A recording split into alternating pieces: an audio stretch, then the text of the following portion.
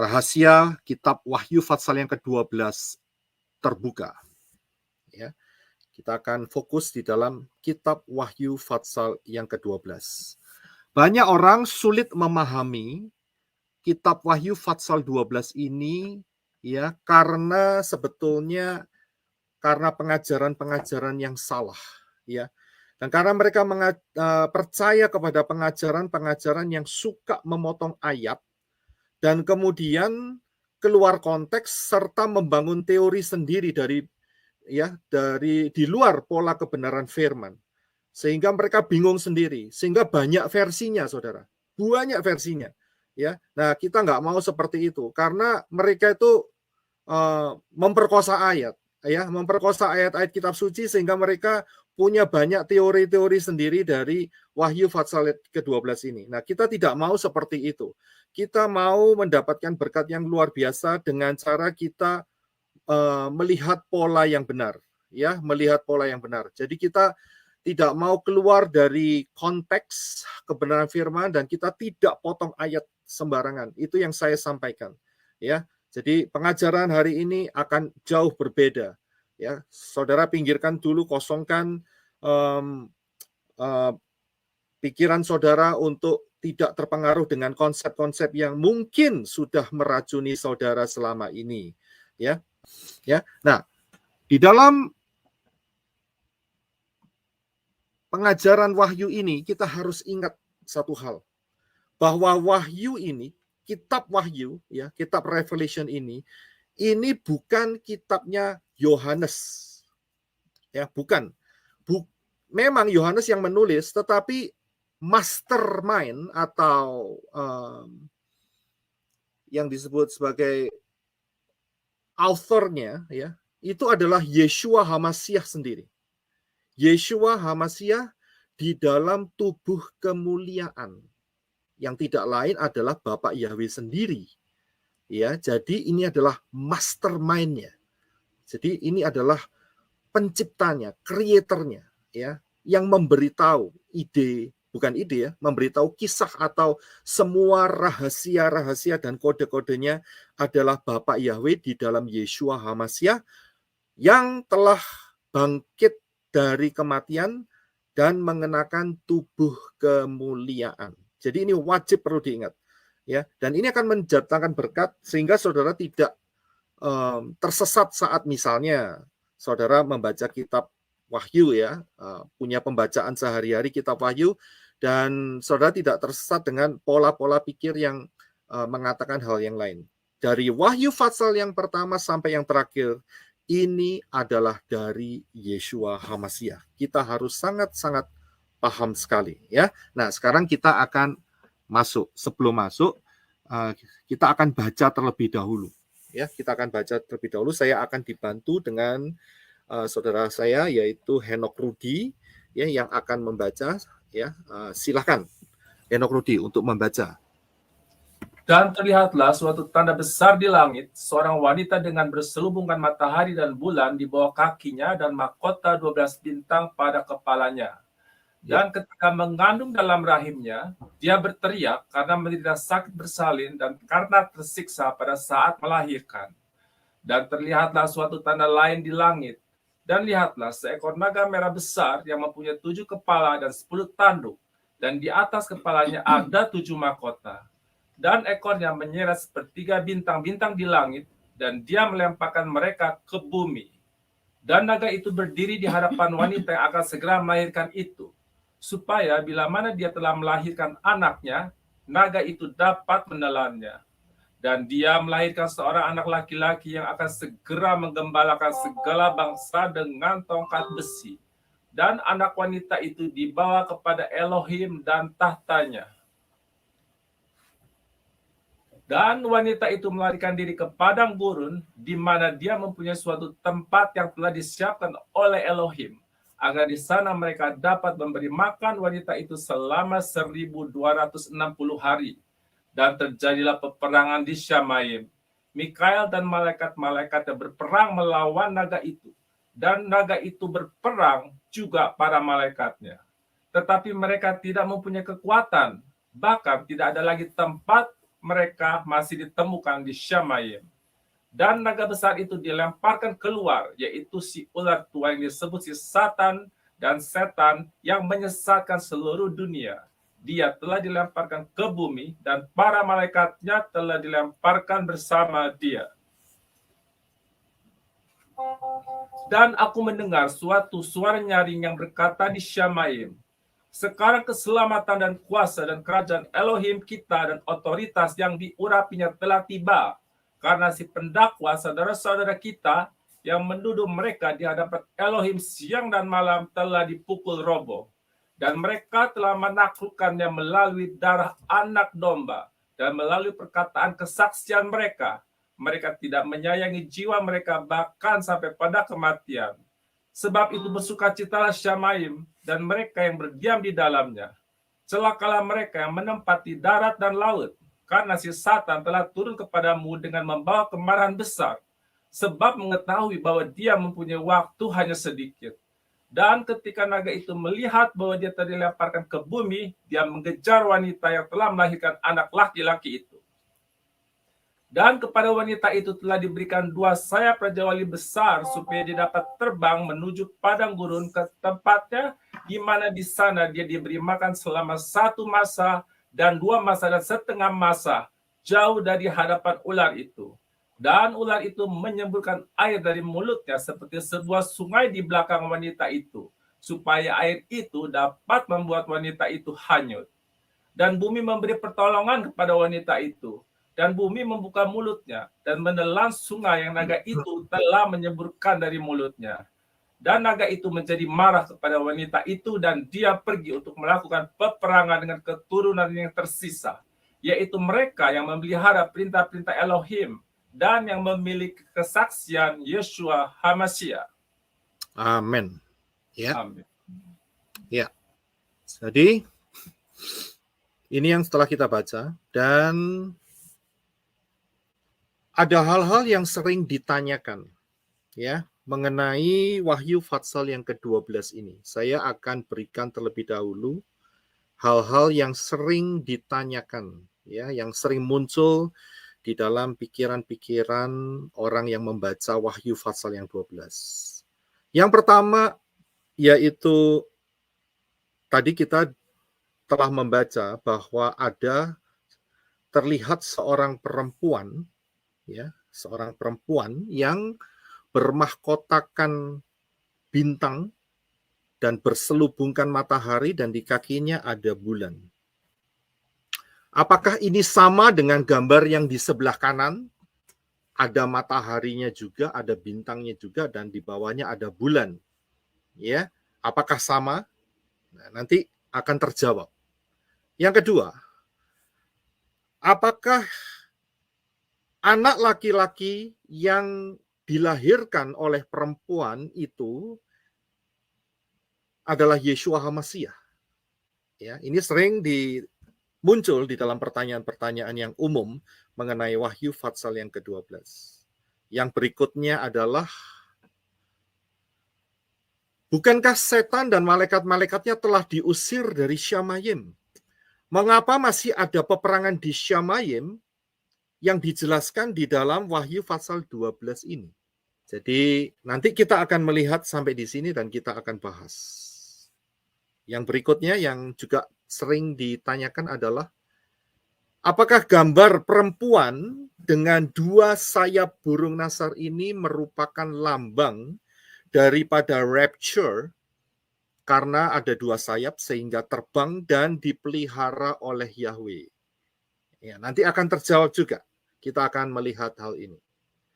Selanjutnya, siapakah yang disebut menjadi keturunan yang tersisa? Dalam LAI dikatakan keturunan yang lain. Siapakah orang-orang ini? Nanti kita juga akan melihatnya. Ya, karena itu tadi kita sudah baca Wahyu dari Wahyu 12 ayat 1 sampai 17. Nah, ini sudah termasuk di dalamnya ya. Kemudian ada juga pengajaran yang mengatakan demikian, Saudara. Ada anak-anak Tuhan yang oleh Tuhan sengaja tidak di-rapture, sehingga bisa menjadi berkat menguatkan orang-orang yang tertinggal rapture. Benarkah demikian? Ya, nanti kita juga akan temukan hal ini. Dan kemudian satu lagi yaitu adalah pengajaran tentang pelayanan orang sempurna. Dan ini saudara yang tahu tentang majalah Tulang Elisa, ini dari Surabaya, ya. Saya dulu dari sini, saudara, ya, dari grupnya ini. Nah, apakah mempunyai dasar firman yang benar mengenai hal ini? Dan yang sering mereka pakai adalah yaitu mengenai dua saksi Elohim yang ada di dalam Wahyu Fatsal yang ke-11. Ya, nanti pertanyaan-pertanyaan itu kita akan lihat dan kita akan mendapatkan jawabannya. Ya. Saya akan lebih untuk memudahkan itu saya pakai sedikit percakapan ya sehingga saudara bisa mengikuti dengan gampang ya, dengan mudah. Bagaimana cara memahami kitab Wahyu 12 dengan benar ya. Karena ada banyak pengajaran-pengajaran yang di luar sana campur aduk enggak karu-karuan sehingga bikin pusing. Ya, bagaimana cara memahami? Ada dua hal yang saudara harus perhatikan. Yang pertama adalah kita wajib memahami kode daripada tokoh-tokoh Wahyu Fatsal 12 yang telah kita baca tadi. Ya, ada tokoh-tokohnya, saudara. Dan kita pahamin itu. Sehingga dengan pemahaman itu maka kita akan mendapatkan pengertian yang benar dari Wahyu Fatsal yang ke-12 ya. Jadi inilah caranya. Nah, tokoh-tokohnya siapa saja? Ya, tokoh-tokohnya siapa saja? Yang pertama kita tahu bahwa satu adalah perempuan yang berselubungkan matahari dan di kepalanya ada bintang dan di kakinya ada bulan. Ya, dan perempuan ini sedang mengandung. Inilah tokoh yang pertama. Tokoh yang kedua adalah sang anak laki-laki yang akan dilahirkan oleh perempuan ini. Ya, kemudian yang ketiga adalah Sinaga. Ya, ini adalah tokohnya juga Sinaga. Ya, beruntunglah kalau punya marga Sinaga, berarti saudara kalau belum percaya Bapak Yahweh di dalam Yeshua HaMashiach dengan pola yang benar, inilah saatnya untuk saudara diketuk masuk dalam pintu keselamatan. Ya, dan kemudian yang keempat adalah Mikael. Ini adalah tokohnya. Ya, kita sudah baca tadi. Cuman saya pecah sehingga lebih detail. Ya, kemudian setelah Mikael, siapa lagi tokoh-tokohnya? Ya, yaitu adalah perempuan dengan sayap burung nasar. Ya, jadi perempuan dengan sayap burung nasar. Ini yang kelima. Dan yang terakhir tokohnya adalah keturunan yang tersisa. Ya. Jadi kita paham mengenai tokoh-tokohnya. Yang selanjutnya, setelah kita memahami tokoh-tokoh daripada Wahyu Fatsal yang ke-12 ini, ya, yang kedua adalah kita wajib memahami kronologinya. Ya, jadi alurnya kita harus paham. Karena dengan memahami alur ini kita akan bisa lihat ceritanya itu bagaimana begitu. Ya. Nah, alurnya bagaimana? Saya akan jelaskan. Di dalam Wahyu 12 ini ada 4 tahap. Ya, ada 4 tahap. Tahap pertama itu adalah kronologi daripada Wahyu 12 ayat 1 sampai 6. Ya, ini tahap pertama. Kemudian tahap kedua ini adalah kronologi daripada Wahyu 12 ayat yang ke-7 sampai yang ke-12. Ya. Kemudian yang ketiga, tahap ketiga adalah Wahyu Fatsal yang ke-12 ayat 13 dan 16. Tapi dengan catatan begini. Tahap ketiga ini memperjelas kronologi tahap yang pertama. Ya. Jadi tahap 3 ini adalah memperjelas kronologi tahap yang pertama. Nanti saudara akan bisa melihat. Ikuti pelan-pelan. Saya akan sampaikan dengan pelan-pelan sehingga saudara bisa memahami dengan baik. Ya, yang keempat, tahap keempat adalah nasib daripada keturunan yang tersisa. Wahyu 12 ayat yang ke-17. Nah, sekarang kita akan masuk ya. Alur daripada Wahyu 12 ini kita akan masuk di dalam tahap yang pertama. Ya, tahap yang pertama yaitu Wahyu 12 ayat yang pertama sampai yang ke-6. Di dalam alur yang pertama ini diceritakan ya, diperlihatkan sebuah rentetan cerita. Yang pertama adalah, tolong Henok Rudi bisa membantu untuk membaca. Terima kasih. Dan terlihatlah suatu tanda besar di langit, seorang wanita dengan berselubungan matahari dan bulan di bawah kakinya dan mahkota 12 bintang pada kepalanya. Dan ketika mengandung dalam rahimnya, dia berteriak karena menderita sakit bersalin dan karena tersiksa pada saat melahirkan. Ya, jadi kronologi yang pertama yang dilihat adalah seorang perempuan dengan berselubungkan matahari, di kepalanya ada bintang, dan kemudian ada bulan di bawah kakinya, dan perempuan ini sedang mengandung. Kemudian setelah diperlihatkan oleh Yohanes, ya Yohanes dilihatkan oleh Roh mengenai hal ini, kita lihat yang selanjutnya. Tolong dibaca, terima kasih. Dan terlihatlah suatu tanda lain di langit, dan lihatlah seekor naga besar yang mempunyai 7 kepala dan 10 tanduk, dan di atas kepalanya ada 7 mahkota, dan ekornya menyeret sepertiga bintang-bintang di langit, dan dia melemparkan mereka ke bumi. Ya, jadi muncullah kelihatan seekor naga dengan kepala 7 dan mahkota dan tanduk dan sebagainya, ya. Dan kemudian ekornya diperlihatkan menyeret sepertiga bintang-bintang di langit dan dilemparkan ke bumi. Selanjutnya, silakan. Dan naga itu berdiri di hadapan wanita yang akan segera melahirkan itu, supaya bila mana dia telah melahirkan anaknya, naga itu dapat menelannya. Ya, yang dilihat berikutnya adalah sang naga ini berhadapan dengan perempuan, tetapi dia menunggu kelahiran daripada anak laki-laki yang dikandung. Ya, ini adalah kronologi berikutnya. Silakan. Dan dia melahirkan seorang anak laki-laki yang akan segera menggembalakan segala bangsa dengan tongkat besi. Dan anak wanita itu dibawa kepada Elohim dan tahtanya. Ya, kemudian terlihat perempuan ini melahirkan anak laki-laki, dan anak laki-laki itu langsung diangkat ke tahta Elohim. Ya, dan di sana juga anak laki-laki ini, ya, dia diberi kuasa tongkat besi untuk memerintah bangsa-bangsa. Selanjutnya. Dan wanita itu melarikan diri ke padang gurun, di mana dia mempunyai suatu tempat yang telah disiapkan oleh Elohim, agar di sana mereka dapat memberi makan wanita itu selama 1260 hari. Ya, jadi ini adalah kronologi, terima kasih.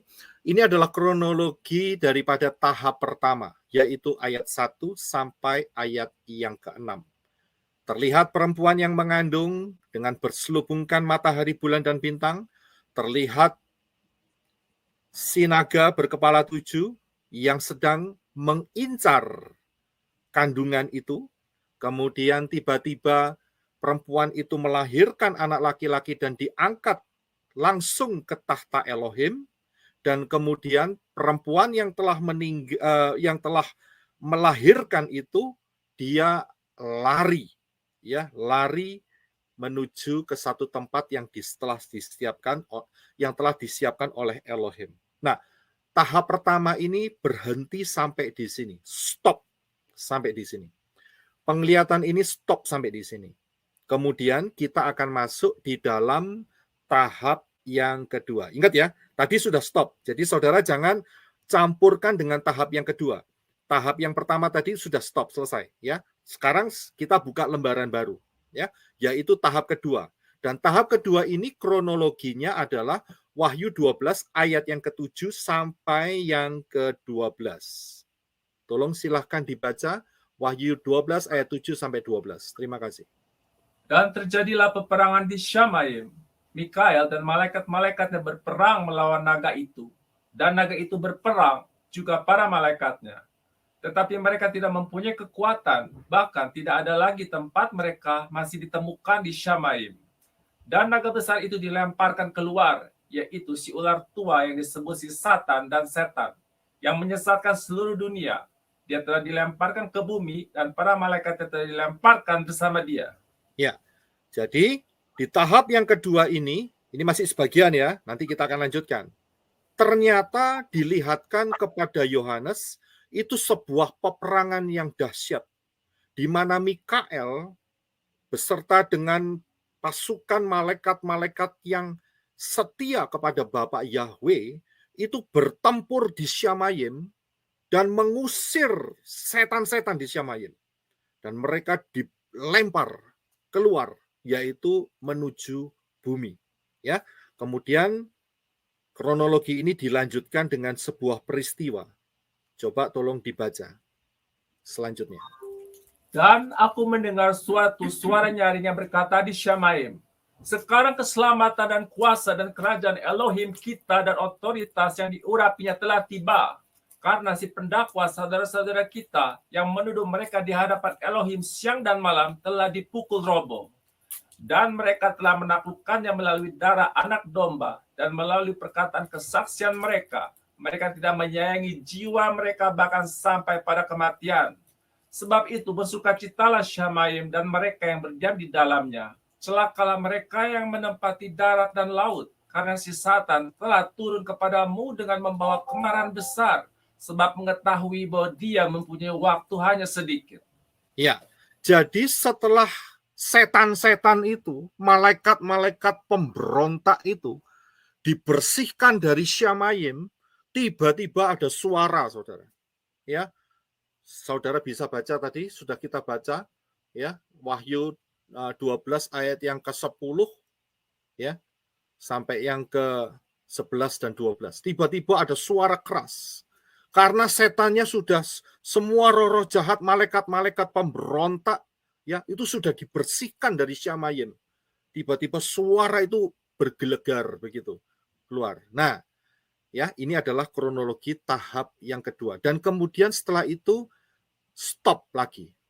Maksudnya adalah penglihatan daripada Yohanes dihentikan di sana. Ya. Masuklah kita di dalam tahap yang ketiga. Ya. Tahap ketiga, yaitu Wahyu 12 ayat 13 dan 16. Tadi saya sudah jelaskan bahwa Wahyu 12, 13 sampai 16 ini memperjelas kronologi tahap yang pertama, ya. Jadi ini luar biasanya di sini Wahyu 12, ya. Tahap ketiga ini menceritakan kembali atau kelanjutannya atau memperjelas apa yang terjadi di dalam tahap yang pertama tadi, ya. Ayo kita akan lanjutkan. Silahkan tolong dibaca. Dan ketika naga itu melihat bahwa dia telah dilemparkan ke bumi, dia mengejar wanita yang telah melahirkan anak laki-laki itu. Ya, jadi saudara dapat gambarannya ya. Jadi setelah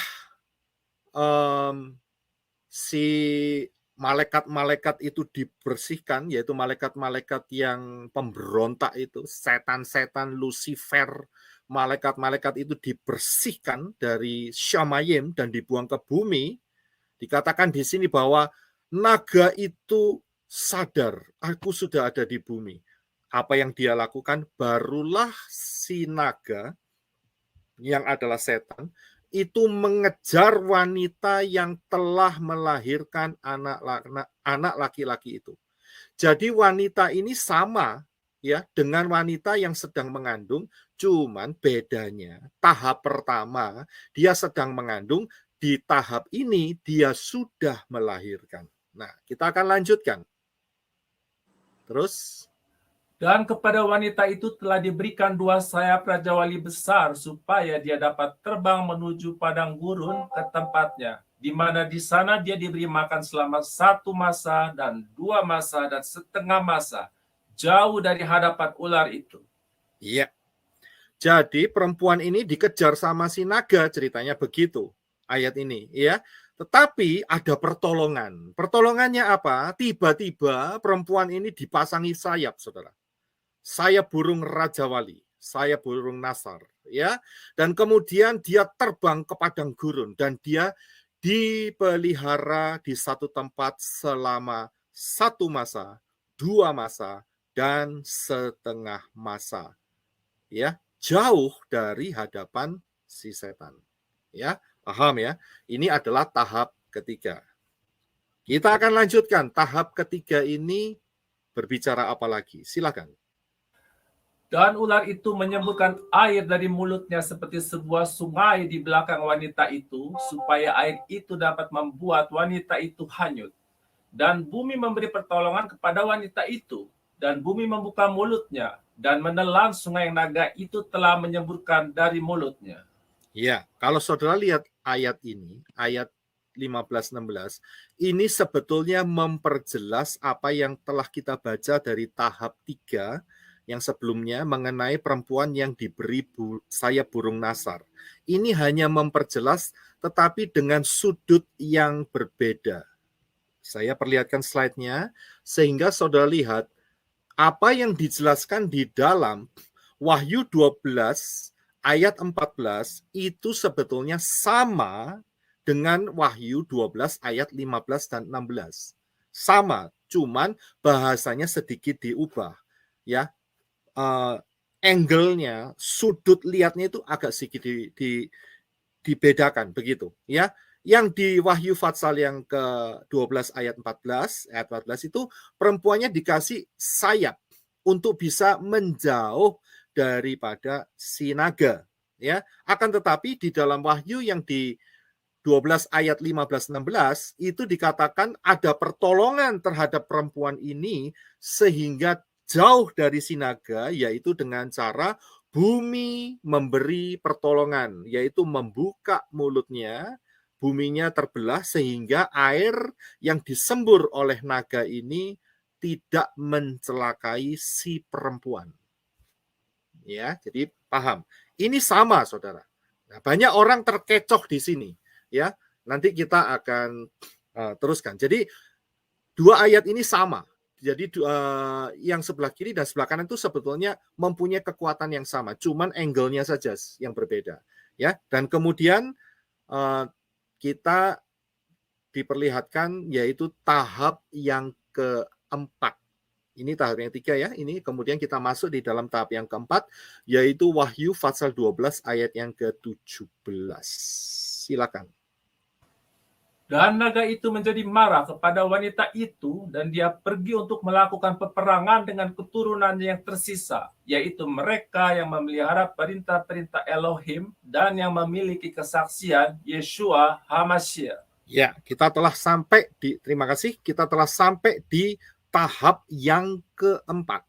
Tahap yang keempat adalah diperlihatkan ada keturunan yang tersisa, dan naga itu marah, dan naga itu memerangi keturunan yang tersisa itu.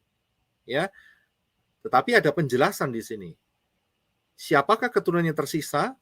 Yaitu mereka yang memelihara perintah-perintah Elohim dan memiliki kesaksian Yeshua HaMashiach. Kalimat ini yang sering membingungkan orang. Siapakah orang-orang ini? Karena ayat ini sering dipakai orang yang mengatakan bahwa semua orang akan masuk di dalam masa 666. Ini dia. Ya, tapi nanti kita akan lihat siapakah keturunan yang tersisa ini. Ya, paham ya? Jadi itulah 4 tahap daripada Wahyu Fatsal yang ke-12. Alur daripada Wahyu Fatsal yang ke-12. Ya, nah sekarang kita akan membuka kodenya. Ya, membuka kodenya. Nah, kita akan lihat hal ini terlebih dahulu. Siapakah perempuan ini yang berselubungkan matahari dengan bintang-bintang di kepalanya dan bulan di kakinya? Apakah ini sama dengan yang di kanan? Karena ada pengajaran yang mengatakan ini sama. Ya, kita harus bisa membuktikan sama atau tidak. Saya akan berikan jawabannya melalui tahap yang ketiga, yaitu di dalam ayat Wahyu 12 ayat 13 sampai 14. Minta tolong Henok Rudi bisa membantu saya untuk membaca. Terima kasih. Dan ketika naga, Satan itu melihat bahwa dia dilemparkan ke bumi, dia mengejar wanita yang telah melahirkan anak laki-laki itu. Dan kepada wanita itu telah diberikan 2 sayap Raja Wali besar, supaya dia dapat terbang menuju padang gurun ke tempatnya, di mana di sana dia diberi makan selama 1 masa dan 2 masa dan setengah masa, jauh dari hadapan ular itu. Ya, Saudara bisa lihat di dalam ayat ini bahwa si naga itu mengejar untuk membinasakan perempuan itu. Ya. Nah, tadi kan pertanyaannya adalah apakah ini sama begitu, ya kan? Apakah ini sama? Ya, kalau kita lihat dari penjelasan Wahyu 12 ayat 13 sampai 14 ini, si ular itu mengejar perempuan. Ya. Dan kalau kita perhatikan, ini dia. Apakah perempuan yang punya anak ini sama dengan yang dideskripsikan di Wahyu 12? Jawabannya adalah, saya yakin saudara yang mengikuti pengajaran agama hybrid, saudara pasti mengerti. Ya. Gambar-gambar yang saudara lihat, tokoh-tokoh yang saudara lihat di layar saudara, ini adalah kalau dihilangkan make up-nya, ya. Kalau dihilangkan make up-nya, ngerti ya maksudnya ya? Laki-laki kan nggak make up kan ya? Yang biasanya pakai make up kan yang perempuan kan ya? Ya, kalau perempuan itu dihilangin, make up-nya dihilangin, itu modelnya itu yang muncul itu sebetulnya ini, saudara. Wajah aslinya dia. Ini dia. Nggak pakai make up, saudara. Botak, gundul, tanpa make up, tanpa gincu, tanpa celak mata, dan sebagainya. Ya, inilah wajah asli daripada perempuan-perempuan dan penggendong yang menggendong bayi-bayi itu. Saudara bisa melihat wajah ini ada di dalam Passion of the Christ.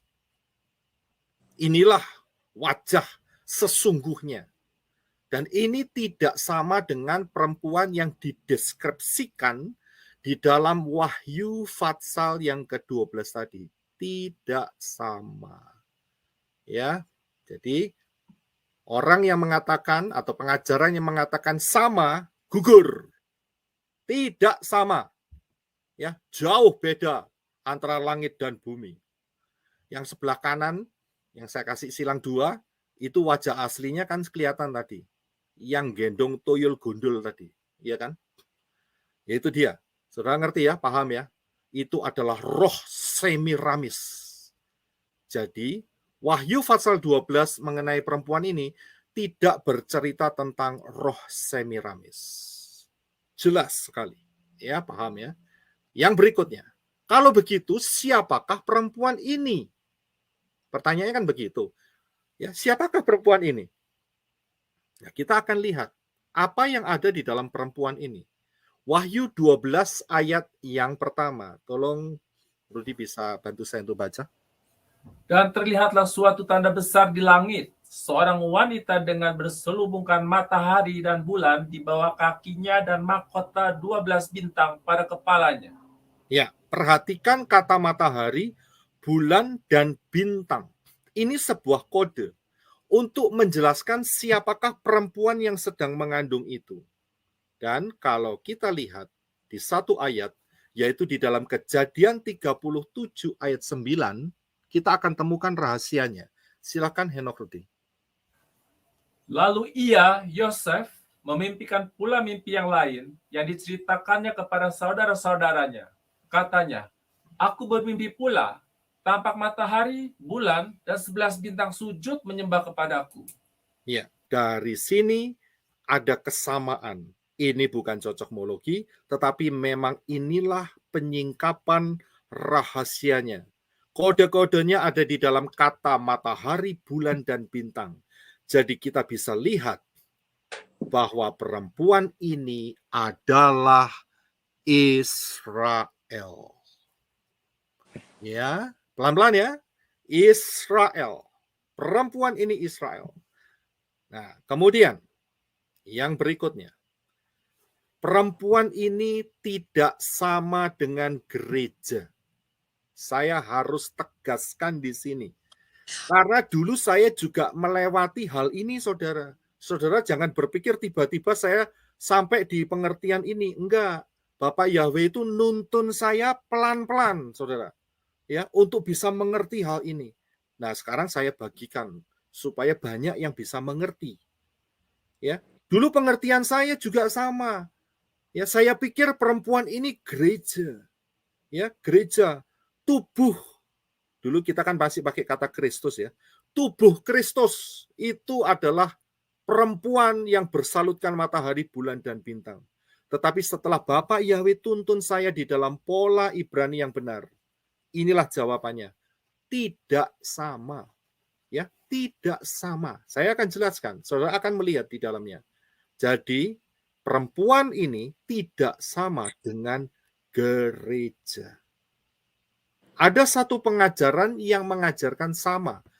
Dulu kan, tadi kan saya barusan katakan bahwa saya pernah kena, bukan pernah kena ya, pernah melalui pengajaran ini. Nah, pengajaran ini namanya replacement theology, supersessionism.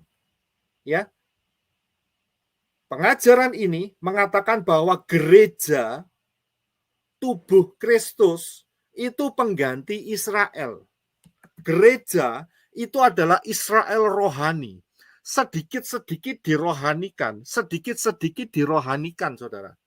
Karena itu, saudara pasti sering dengar satu pengajaran yang mengatakan, yang penting dalam hati. Betul kan? Ini gara-gara ini, saudara, replacement theology. Yang penting dalam hati. Yang penting isi hatimu. Perbuatanmu enggak peduli, nanti saja. Yang penting isi hatimu. Inilah akarnya dari pengajaran replacement theology itu. Saudara bisa lihat? Jadi saudara bisa paham kali ini. Ya, pengajaran yang menyamakan ya, gereja adalah pengganti Israel. Ya, nanti kita bisa lihat ini benar atau tidak. Yang selanjutnya, kalau saudara perhatikan, pengajaran ini, ya replacement theology ini, dia membuang Sabat, 7 hari raya dibuang, Torah dibuang, kosher juga dibuang, saudara. Dibuang semua. Ya. Dan pengajaran ini menerima apa? Nggak perlu Sabat. Yang penting dalam hati. Dan diganti hari Minggu. Sunday. Nggak perlu lagi 7 hari raya. Nggak ada 7 hari raya. Yang ada itu Natalan 25 Desember. Sama Easter. Ya, pakai telur Paskah. Beberapa hari dalam minggu ini, mereka sudah mulai yang namanya Rabu Abu. Jidatnya dikasih tanda salib. Sudah dimulai. Ya kan? Ini semua dari yang namanya replacement theology itu. Kemudian terus berkembang, kosyernya dibuang, makanlah itu yang satu makanan yang terkenal di Bali itu kalau nggak salah itu, yang diguling-guling, ya itu dia. Ya, inilah akibatnya. Dan kemudian ada yang namanya Krislam yang bercium-ciuman sebelah kiri dan sebelah kanan, ya, yang pakai peci sama yang pakai kepa. Ya, pakai kepa.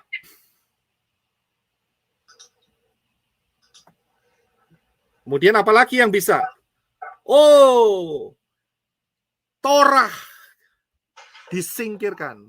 Minta tolong ada yang bisa di-mute, terima kasih. Torah disingkirkan.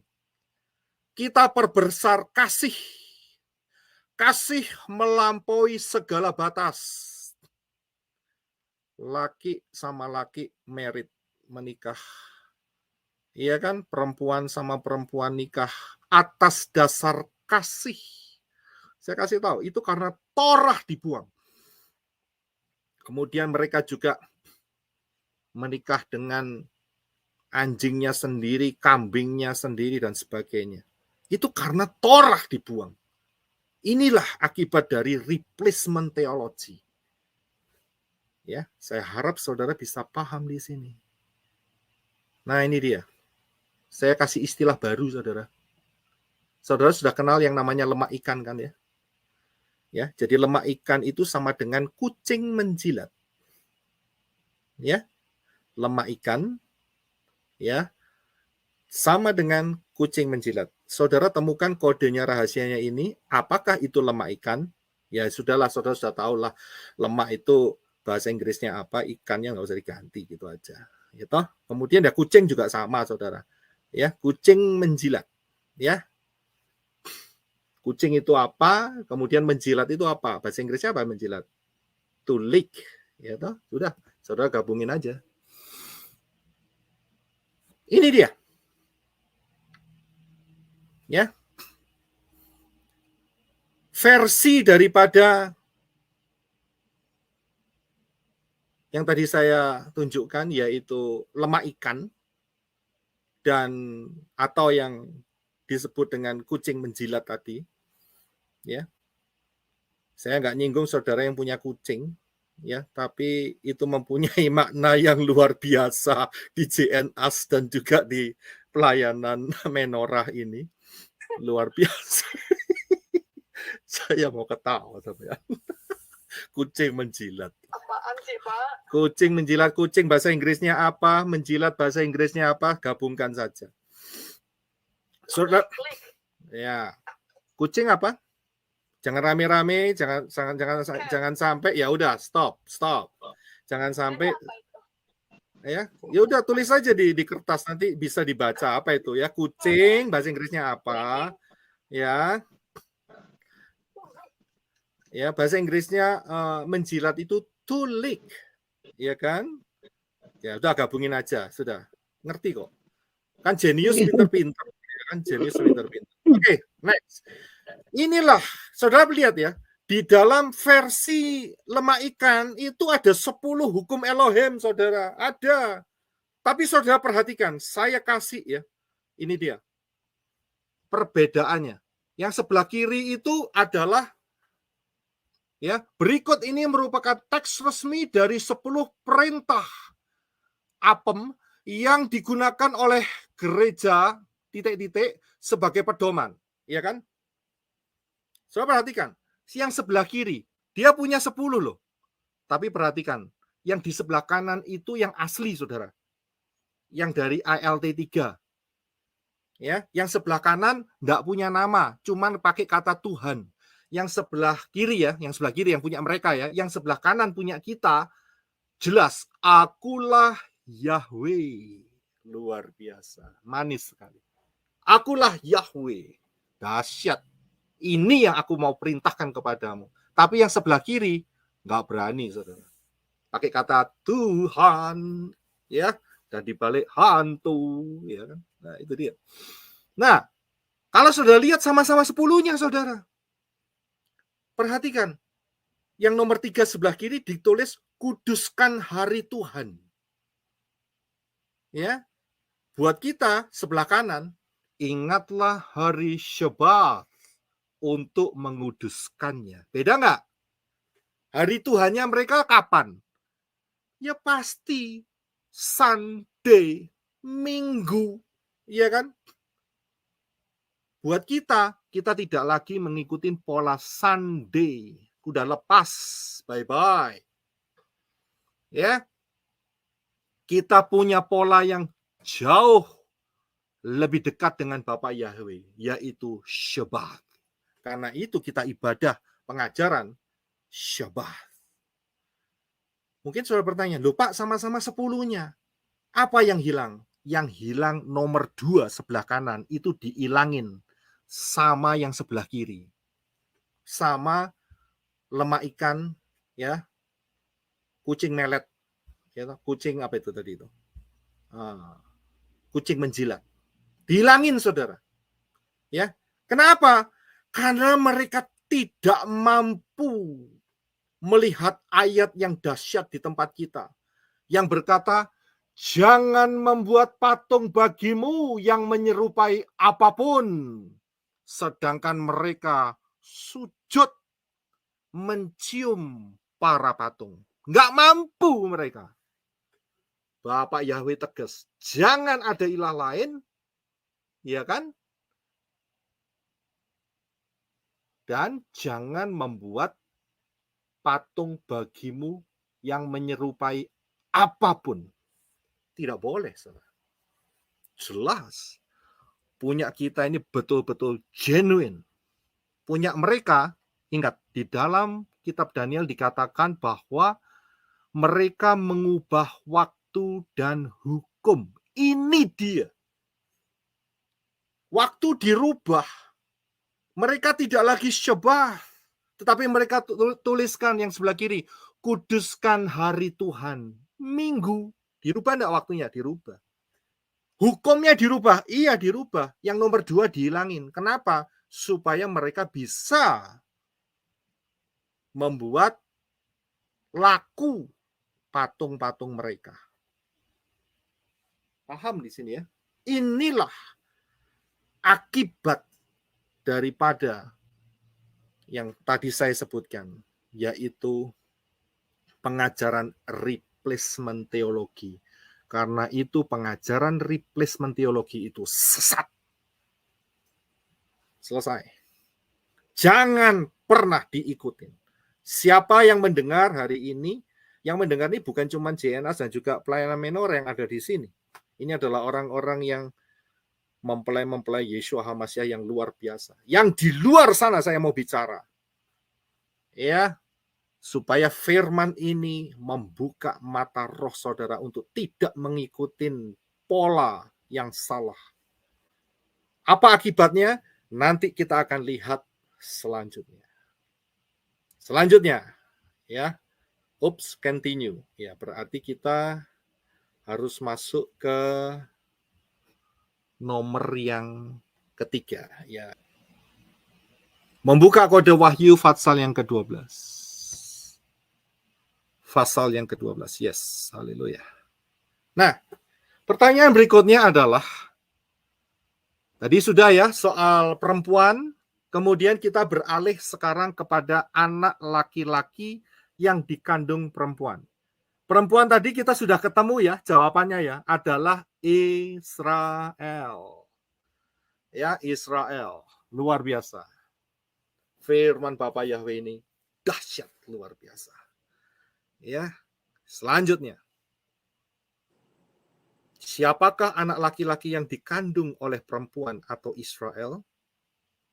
Kita lihat dulu kronologinya ya. Yaitu yang pertama adalah anak itu dikandung perempuan Israel. Minta tolong Henok Rudi bisa bantu saya untuk membaca. Anak itu dikandung perempuan atau Israel. Dan ketika mengandung dalam rahimnya, dia berteriak karena menderita sakit bersalin dan karena tersiksa pada saat melahirkan. Iya. Jadi anak itu pertama masih di dalam fase kandungan. Kemudian fase yang kedua adalah, silakan tolong dibaca. Dan naga atau Satan itu berdiri di hadapan wanita yang akan segera melahirkan itu.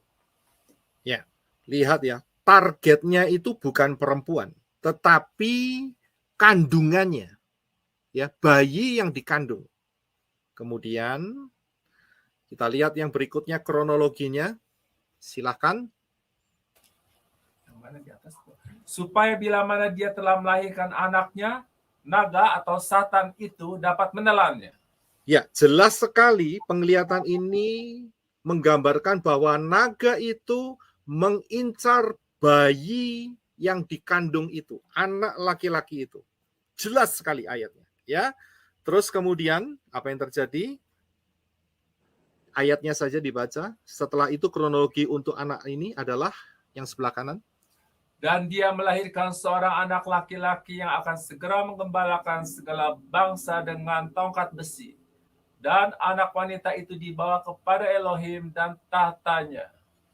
Ya, jadi tiba-tiba anak itu dilahirkan dan dengan segera, secepat mungkin, ya, secepat kilat, anak itu langsung dibawa ke tahta Elohim. Begitu. Ini adalah kronologi daripada anak yang dilahirkan oleh perempuan atau Israel. Nah, ada pengajaran di luar sana yang mengajarkan bahwa anak laki-laki itu adalah Yeshua HaMashiach. Oh, saya sering, apalagi di Amerika ini, ya, pengajarannya santer banget mengenai ini. Dan selalu kalau mereka ketemu dengan anak laki-laki yang dibawa ke tahta Elohim, mereka selalu berkata, inilah Yeshua HaMashiach. Kita coba lihat, apa benar demikian? Kita melihat dari kronologi tahap pertama, ya, kita lihat. Silakan tolong dibaca. Dan dia melahirkan seorang anak laki-laki yang akan segera menggembalakan segala bangsa dengan tongkat besi. Dan anak wanita itu dibawa kepada Elohim dan tahtanya. Dan wanita itu melarikan diri ke padang gurun, di mana dia mempunyai suatu tempat yang telah disiapkan oleh Elohim, agar di sana mereka dapat memberi makan wanita itu selama 1260 hari atau 3,5 tahun.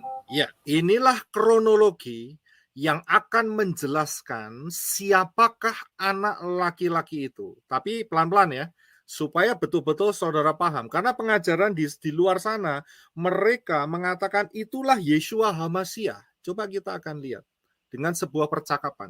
Ya, percakapannya begini, saya akan bacakan ya. Apakah setelah Yeshua HaMashiach naik ke Shamayim, yang terjadi hampir 2000 tahun yang lalu, kemudian Israel lari ke padang gurun selama 1260 hari atau 3,5 tahun karena dikejar-kejar Satan. Jadi saat Yeshua HaMashiach naik ke Shamayim, ingat ya, setelah bangkit dari antara kematian dan kemudian naik setelah 40 hari kemudian, apakah Israel dikejar-kejar sama setan dan harus lari dan dipelihara, maksud saya, selama 3,5 tahun? Jawabannya cuma satu, saudara, yaitu tidak. Ya, tidak. Karena Israel sampai saat itu, saat kenaikan Yeshua HaMashiach sampai hari ini, ada hampir 2000 tahun sudah. Ya, dan dia tidak pernah dikejar setan, gitu, ya, dan disembunyikan selama 3,5 tahun. Pertanyaan kedua, apakah setelah Yeshua HaMashiach naik ke Shamayim yang terjadi hampir 2000 tahun yang lalu, Satan langsung diusir dari Shamayim, dari sorga, dari Shamayim? Tidak, jawabannya. Mengapa? Ingat, dia bikin problem dalam 2000 tahun ini, betul nggak? Masih banyak problem yang diakibatkan oleh si Satan selama 2000 tahun. Dia nggak langsung diusir. Dia masih bisa traveling, naik ke Shamayim. Nanti kita akan lihat lebih jelas di sana. Nah, dari hal ini kita bisa simpulkan bahwa anak laki-laki itu bukan menggambarkan Yeshua HaMashiach. Bukan. Kalau begitu, siapakah anak laki-laki itu? Yang dilahirkan, yang langsung diangkat naik ke tahta Elohim, yang dilahirkan oleh Israel. Saya akan berikan melalui gambar-gambar ini. Perhatikan nasib daripada perempuan yang telah melahirkan anak laki-laki. Ingat ya, tadi kan perempuannya lagi mengandung kan ya. Kemudian setelah itu melahirkan kan. Ya, kita kan dalam proses yang di tengah ini. Nah, setelah melahirkan ini, apa yang diterima oleh sang perempuan? Ya. yang telah tidak ada bayinya lagi di perutnya, begitu. Ya. Nah, kita akan lihat yaitu dengan sebuah pertanyaan, beberapa pertanyaan. Apakah setelah melahirkan perempuan, apakah setelah melahirkan perempuan itu dikejar-kejar oleh naga atau Satan, dan perempuan itu adalah Israel? Ya, setelah melahirkan, tadi kan gambarannya setelah melahirkan, ya dia dikejar oleh Satan. Tolong Henok Rudi bisa bantu untuk membaca ayatnya di bawah. Dan ketika naga atau Satan itu melihat bahwa dia telah dilemparkan ke bumi, dia atau Satan mengejar wanita yang telah melahirkan anak laki-laki itu. Jelas sekali. Ayat ini mengatakan setelah melahirkan, ya, perempuan ini dikejar, ya, oleh Satan. Kemudian saya berikan pertanyaan lagi, yaitu apakah perempuan itu dilindungi oleh Elohim selama 1260 hari, atau kalau dihitung kurang lebih sekitar 3,5 tahun setelah melahirkan? Jawabannya adalah ya. Tolong dibaca yang sebelah kiri terlebih dahulu. Dan wanita itu melarikan diri ke padang gurun, di mana dia mempunyai suatu tempat yang telah disiapkan oleh Elohim, agar di sana mereka dapat memberi makan wanita itu selama 1260 hari atau 3,5 tahun. Bahkan di dalam Wahyu 12 ini diulangi 2 kali. Perhatikan, hati-hati kalau satu fatsal diulangi 2 kali, kita harus betul-betul memperhatikan. Kalau firman itu ngomong sekali aja kita harus memperhatikan. Kalau sampai diulangin 2 kali, itu berarti Bapak Yahweh ingin betul-betul kita ini ngerti akan hal ini. Perhatikan ayat yang sebelah kanan. Coba tolong dibaca. 2 kali diulangin. Ya, 3,5 tahun ini. Silakan. Dan kepada wanita itu telah diberikan 2 sayap Raja Wali besar, supaya dia dapat terbang menuju padang gurun ke tempatnya, di mana di sana dia diberi makan selama 1 masa dan 2 masa dan setengah masa atau 3,5 tahun, jauh dari hadapan ular atau Satan itu. Iya. Perhatikan 2 ayat kanan dan kiri ini yang saya kasih warna merah. Yang sebelah kiri adalah 1260 hari, dan yang kanan adalah 1 masa, 2 masa, dan setengah masa. Perhitungannya sama, 3,5 tahun. Yang di sebelah kanan, 1 masa, 2 masa, dan setengah masa, ini sering dipergunakan oleh kitab Daniel. Ya, lihat, 2 kali di dalam satu fatsal, Bapak Yahweh menyatakan mengenai 3,5 tahun. Ini kita harus betul-betul perhatian, saudara. Ini serius sekali. Ya, jadi jawabannya adalah ya. Nah, karena itu, siapakah anak itu, anak laki-laki itu, yang diangkat ke tahta Elohim? Jawabannya tidak lain adalah ini dia. Para mempelai Yeshua HaMashiach yang di-rapture. Jawabannya cuma satu, saudara. Tidak ada yang lain. Anak laki-laki itu adalah para mempelai Yeshua HaMashiach yang di-rapture. Karena itu saya angkat tangan. Saya mau di-rapture. Saudara mau di-rapture, saudara bisa melambaikan tangan saudara di screen. Yes, haleluya. Haleluya. Ya, saya terangkat. Inilah anak laki-laki itu. Inilah gambaran daripada anak laki-laki itu. Yeshua adalah kepala kita. Sudah diangkat, sudah terangkat. Bukan diangkat ya, sudah naik ke Syamayim 2000 tahun yang lalu. Inilah kita, yaitu para mempelai Yeshua HaMashiach. Saudara dan saya yang saat ini ada di dalam anugerah Bapak Yahweh, kita akan terangkat. Saya akan berikan yang lebih tajam ya setelah ini ya. Perhatikan ini. Ayat ini kita akan baca terlebih dahulu sebelum masuk yang lebih tajam. Saya akan bacakan, perhatikan Wahyu 12 ayat 5.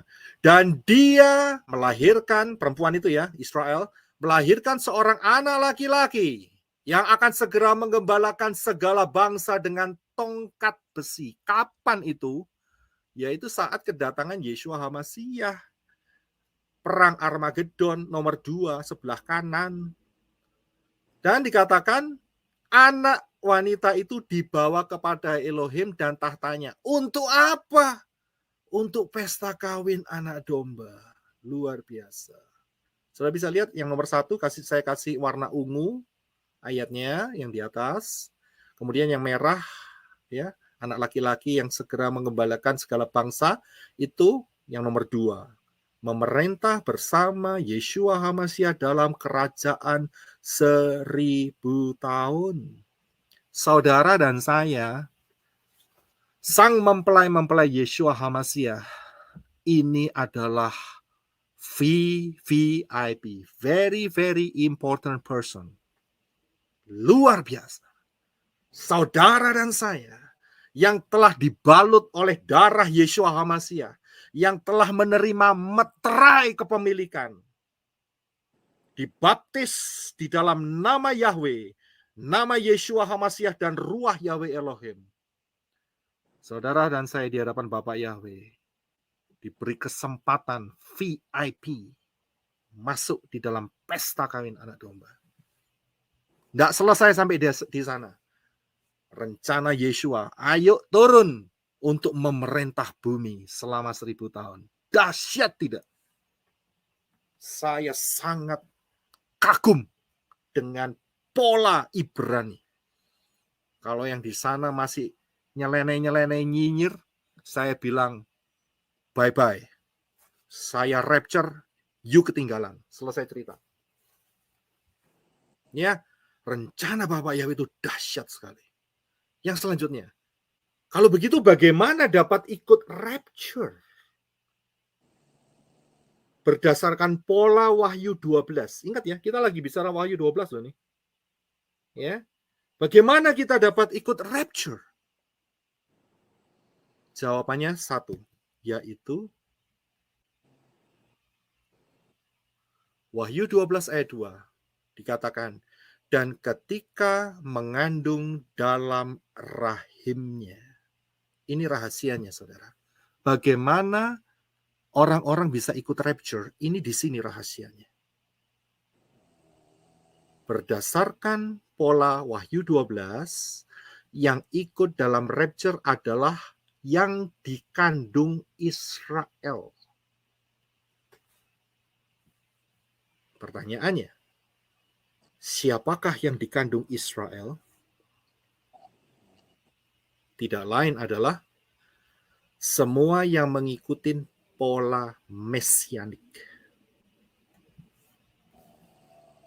Yang kembali kepada pola yang benar, yaitu Tanak dan Brit Gadasa, Torah, Nevi'im, Ketuvim. Kita bukan orang-orang yang membuang Torah, karena Yeshua adalah Moreh. Dia adalah guru Torah. Kita tidak membuang Torah, saudara. Tapi kita mengikuti pola Torah yang benar. Dan ini yang membawa kepada kita ke dalam jalan yang benar. Semua yang mengikuti pola mesianik, yaitu Tanah dan Brit Gadasa. Pertanyaan selanjutnya adalah, mengapa yang hanya pengikut dari mesianik yang terangkat rapture? Mengapa? Ayatnya ada di dalam Kisah Rasul 3 ayat 21. Kisah Rasul 3:21. Tolong Henok Rudi bantu saya untuk membaca. Thank you. HaMasyiah itu harus tinggal di Samayim sampai waktu pemulihan segala sesuatu, seperti yang difirmankan Elohim dengan perantara nabi-nabinya yang kudus di zaman dahulu. Sudah bisa lihat Akan ada waktu pemulihan, dan waktu pemulihan ini adalah sekarang. Apa saja yang dipulihkan? Apa saja yang dipulihkan? Nama Bapa, yaitu Yahweh, Yod-He, Waw-He. Nama anak adalah Yeshua, bukan Yahshua. Yeshua, Yod-Shin, Waw, Ayin. 4 huruf. Bukan Yahshua. Yahshua itu 5 huruf. Hati-hati. Yang di luar sana yang dengar ini, kalau saudara nyebut Yahshua, keliru pola saudara. Yang benar adalah Yeshua. Karena cocok angka gematrianya dengan Yahweh. Ya, cocok angka gematria. Saya nggak bicara soal gematria hari ini. Ya, jadi jangan sampai salah. Bukan Yehova, bukan. Bukan Yahuwah, bukan. Yahweh. Orang Israel bisa ngomong kok. Kita juga bisa. Ya, Yahweh dan Yeshua HaMashiach. Dipulihkan. Tidak lagi nama yang lama. Ya. Bapa, Anak, dan Roh itu ehad. Satu adanya. Kemudian pemulihan apa lagi? Pola 7 hari raya. Shabbat dipulihkan. Kemudian baptisan di dalam nama yang benar. Kalau baptisanmu salah, kamu akan dimiliki oleh sosok yang salah. Yang belum segera baptisan. Waktunya kurang 3 tahun, saudara. Ini serius. Berdasarkan pola-pola ini, nanti akan saya tunjukkan. Saya sudah ajarkan semuanya sebetulnya. Tapi saya akan ulangin lagi. Waktunya kurang 3 tahun. Ambil kesempatan ini baik-baik. Supaya kalau saudara mau rapture, inilah jalannya. Masuk tunduk di dalam pola mesianik. Karena dikandung oleh perempuan itu. Inilah yang dipulihkan. Ya, ini hari ini betul-betul Bible study, saudara. Lebih dari 1 jam ya, nggak apa-apa ya. Saya harus habiskan ini. Saya nggak bisa potong tengah nih. Nanti maknanya hilang, saudara. Rugi besar. Saya akan habiskan. Ya, perhatikan. Inilah pola yang salah. Apa yang pola yang salah? Hybrid, lemak ikan, kucing menjilat, duo hybrid, nabinya martabak. Ya, saudara buka pengajaran agama hybrid dan duo hybrid. Ya, nabinya martabak, goreng terang bulan, dan makannya pakai bir bintang. Mabuk semua, bom bunuh diri. Ya, nama Bapak, apem jihad. Ya kan? Kalau jihad ngomongnya apa? Ya kan? Apem besar kan gitu kan? Ya saudara ngerti sendiri. Nama ganti Yeshua, tetap usus Yunani. Repot, saudara. Ya. Saya dengar LAI bikin kitab suci baru lagi sekarang. Edisi baru. Lebih parah lagi daripada yang sebelumnya. Ya, lebih parah. Wah, kacau itu. Kemudian Bapa, Anak, Roh, Tritunggal. Politeisme, banyak dewa. Ya. Tetap memegang 25 Desember, harga mati, tetap Natalan. Buat apa? Kalau masuk Gehenna, masuk neraka. Untuk apa? Tetap Easter, kepingin telur Paskah, Rabu Abu. Ya. Kalau enggak sekalian saja mukanya dibuat hitam. Kalau cuma jidatnya doang. Yang dari Katolik pasti ngerti lah. Yang Kristen enggak. Iya kan? Sekalian aja mukanya hitam. Kan lebih suci. Hitam kan? Daripada cuma jidatnya aja kan? Kemudian apa lagi? Baptisan. Bayi dicelup-celup. Ngeri sekali saya. Percikan selam. Ada yang dipercik, ada yang diselam. Tapi yang diselam di dalam nama Bapak Jihad. Apem anak yaitu us-us Yunani. Saudara ngerti sendiri. Ini pola salah semua, saudara. Tinggalkan. Saya nggak mendiskreditkan mereka ya. Saya berikan ini supaya ada pertobatan. Celik. Buka mata roh saudara gitu loh. Ya, ini saya berbicara bukan yang ikut di sini, bukan. untuk yang di luar sana yang sering nyinyir, ya, supaya tobat hari ini. Ini pola-pola yang salah. Pertanyaan berikut. Bagaimana jika telah mendengar pengajaran pola mesianik tetapi tetap tidak mau taat dan tetap berpegang pada pola Yunani us-us dan apem jihad tetap 25 Desember, Rabu Abu dan Easter? Ada loh yang nantang saya barusan. Kalau sampai tidak terjadi, berani lepas jubah? Saya bilang, kapanpun saya tetap menyembah Yahweh di dalam Yeshua Mashiach. Saya tidak akan berubah dari pola Ibrani yang benar. Jadi bagaimana menjawab pertanyaan ini? Bagaimana jika telah mendengar pengajaran ini? Saya yakin ini akan meledak pengajaran ini. Wahyu 12 ini. Dan banyak yang mendengar.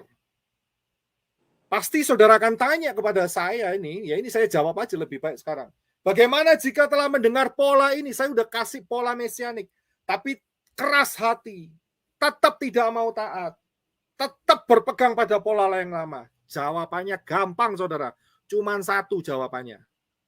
Yaitu di dalam pola Wahyu 12 itu, orang-orang itu tidak rapture. Dan silahkan menikmati, enjoy masa 666. Pola Wahyu 12 jelas mengatakan yang di rapture itu yang dikandung oleh Israel. Jelas sekali. Kalau ada bayi yang di luar kandungannya perempuan ini, berarti dia tidak masuk rapture. Gampang kan? Bisa dilihat kan di sini? Jadi yang masuk rapture adalah yang mengikuti pola Ibrani yang benar. Mesianik. Saya harap bisa paham. Yang berikutnya kita akan buka. Ya, yang berikutnya. Saudara perhatikan Wahyu 12 ayat yang keempat. Minta tolong Henok Rudi bisa bantu saya untuk membaca. Terima kasih. Dan ekornya menyeret sepertiga bintang-bintang di langit, dan dia melemparkan mereka ke bumi. Ya, kita sekarang akan fokus kepada bintang-bintang, ya, yang diseret oleh ekornya si ular ini, si naga ini, si setan ini. Apa bintang-bintang itu? Siapakah sepertiga bintang-bintang ini? Siapakah sepertiga bintang-bintang ini? Kita sering mendengar di sana, dulu di luar sana, sepertiga bintang itu adalah para malaikat yang mengikuti jejak grup malaikat pembawa terang, Lucifer, Hilal, dan Sakar. Itulah yang sering kita dengar di sana. Malaikat-malaikat di Syamayim diambil sepertiga, itu sering di situ. Tapi apakah benar demikian? Itu unknown, tetapi inilah yang bisa kita lihat di dalam pola Wahyu 12. Yaitu di dalam Kitab Daniel 12 ayat yang ketiga. Tolong dibaca, Kitab Daniel 12 ayat yang ketiga. Dan orang-orang bijaksana akan bercahaya seperti cahaya cakrawala. Dan yang telah menuntun banyak orang kepada kebenaran seperti bintang-bintang, tetap untuk selama-lamanya. Perhatikan ayat ini baik-baik. Orang yang menuntun, ya, yang menuntun orang lain kepada kebenaran itu seperti bintang-bintang. Kebenaran ini adalah kebenaran pola Ibrani yang benar, bukan pola Yunani. Ya, siapa yang memberitakan ini? Tidak lain adalah mempelai Yeshua HaMashiach, saudara dan saya. Kita itu adalah bintang-bintang di hadapan Bapa Yahweh. Sesuai dengan Daniel 12 ayat yang ketiga. Tapi saudara perhatikan, ini sebuah peringatan, warning yang sangat besar. Mengapa? Perhatikan, daripada Wahyu 12 ayat 4b dikatakan, Dan Satan itu, naga itu, berdiri di hadapan wanita itu yang akan segera melahirkan. Supaya apa? Tujuannya apa? Bila mana ia telah melahirkan anaknya, Satan itu, naga itu, Satan itu dapat menelannya. Nelan siapa? Menelan sang anak yang dilahirkan. Bukan menelan ibunya. Bukan menelan perempuan. Yang ditarget adalah bayi itu. Tadi kan kita sudah lihat. Bayi itu adalah siapa? Mempelai Yeshua HaMasyiah. Inilah warning. Di dalam zaman akhir ini, sepertiga anak-anak Bapak Yahweh akan murtad. Hati-hati, saudara. Jangan sampai ini kena di antara kita. Saya sudah melihat beberapa kasus. Dan saya juga melihat yang saya baptis murtad, saudara. Saya bilang yang murtad rugi sendiri. Namanya murtad tidak masuk pengangkatan. Beberapa yang sudah saya baptis, saya harus kasih tahu. Mereka kembali ke pola us-us Yunani. Kenapa? Karena mereka kena ekornya naga. Ini sebuah fenomena yang harus kita perhatikan baik-baik. Jangan sampai ada yang murtad. Karena ini sudah diperlihatkan di dalam Wahyu pasal yang ke-12. Dulunya percaya akan Yahweh. Tiba-tiba sekarang tidak mau menyebut Yahweh. Menyebutnya Hashem. Atau cuman Adonai, Bapa, begitu saja.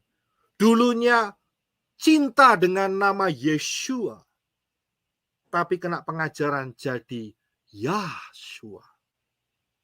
Hati-hati, saudara. Saya kasih tahu gambaran ini ya. Naga ini menjatuhkan pakai ekor. Nggak pakai mulut, saudara. Pakai ekor. Ekor itu apa? Ekor itu pikiran.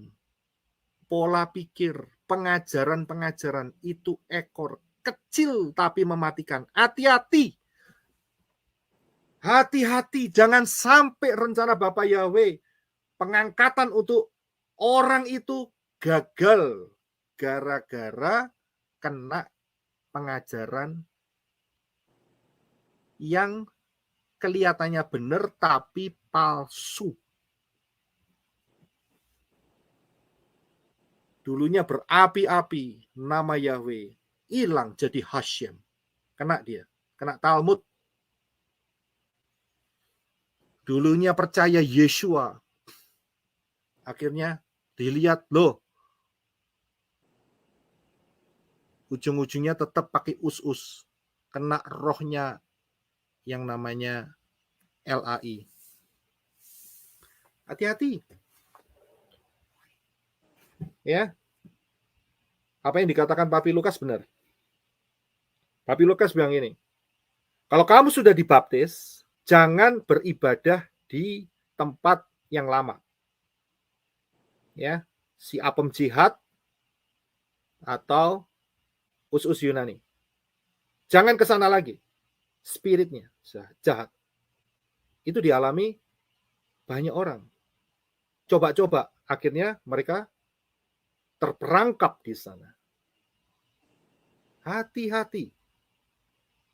Ya, hati-hati. Ini masalah spirit bisa membuat orang murtad.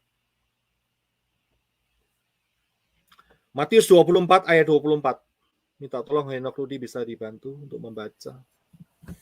Sebab Mesias-Mesias palsu dan nabi-nabi palsu akan muncul, dan mereka akan mengadakan tanda-tanda yang dahsyat dan mujizat-mujizat, sehingga sekiranya mungkin mereka menyesatkan orang-orang pilihan juga.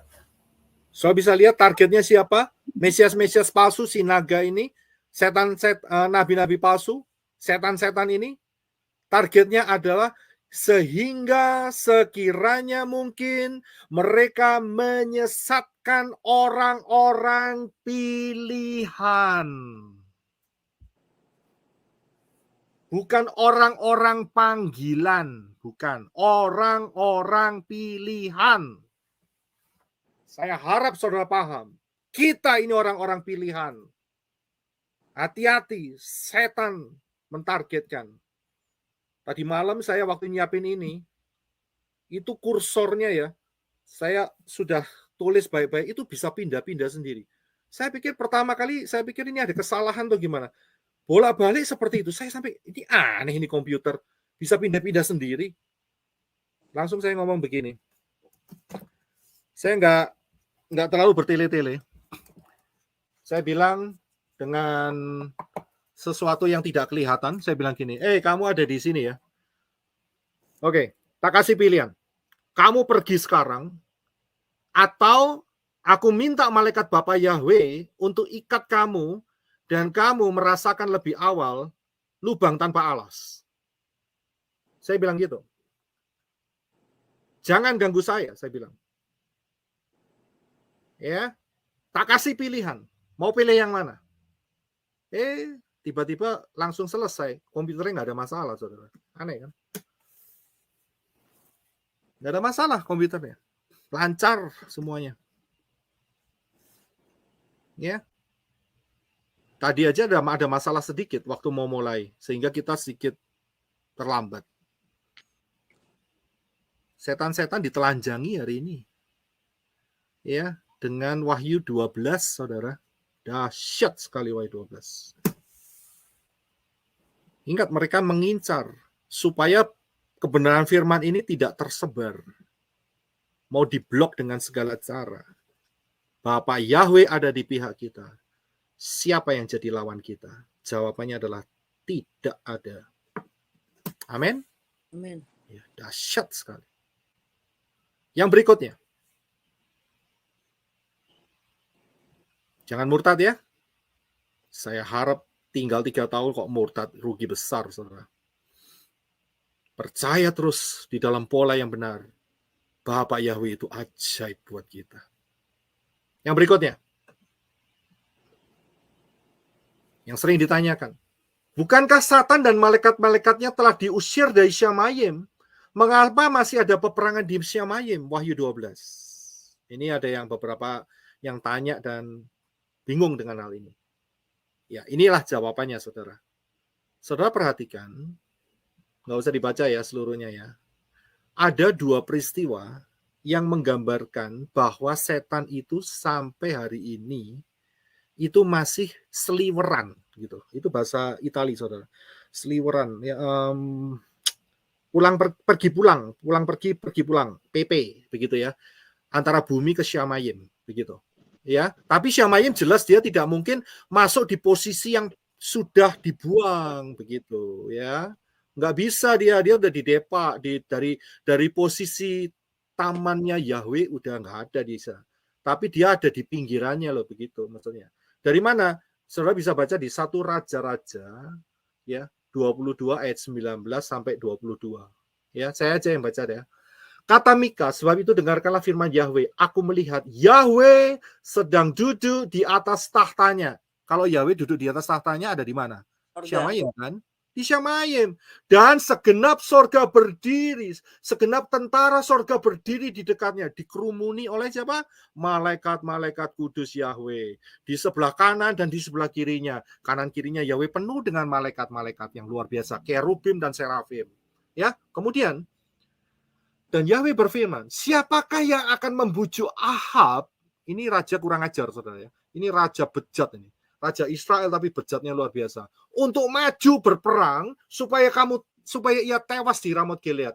Maka yang seorang berkata begini, yang lain berkata begitu. Itu bukan orang ya, maksudnya yang satu berkata begini, yang lain berkata begitu.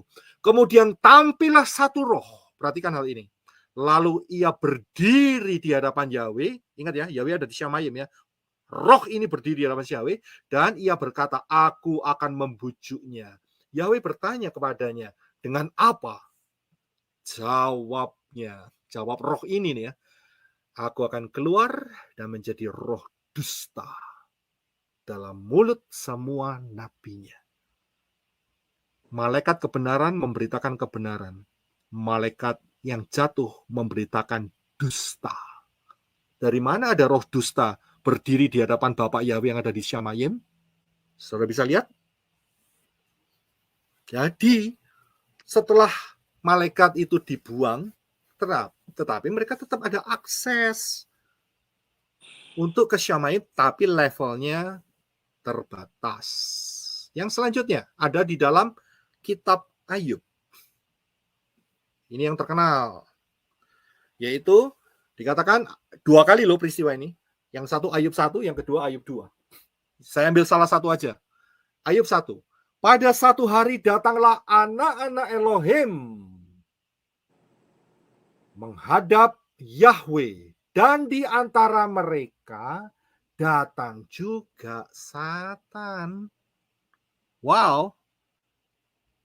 Ya, anak-anak Elohim datang menghadap Yahweh. Yahweh ada di mana? Di Syamayim. Ya kan? Tapi dijelaskan di sini, di antara mereka ada Satan, saudara. Berarti Satannya juga ikut ke Syamayim. Nyelinap di tengah-tengahnya Bene Elohim. Mengenai anak-anak Elohim ini, saudara cari di JNAS, di tempatnya Pak Yosef Aditya. Mengenai Syamayim, kalau nggak salah. Iya, mengenai Syamayim. Mengenai Bene Elohim. Itu jelas di sana, saya nggak perlu menjelaskan lagi. Anak-anak Elohim ini sering diartikan oleh replacement theology itu adalah gereja. Ngawur, saya bilang. Bukan, ini adalah malaikat-malaikat Yahweh. Ya, saudara bisa melihat di pengajarannya Pak Yosef Aditya.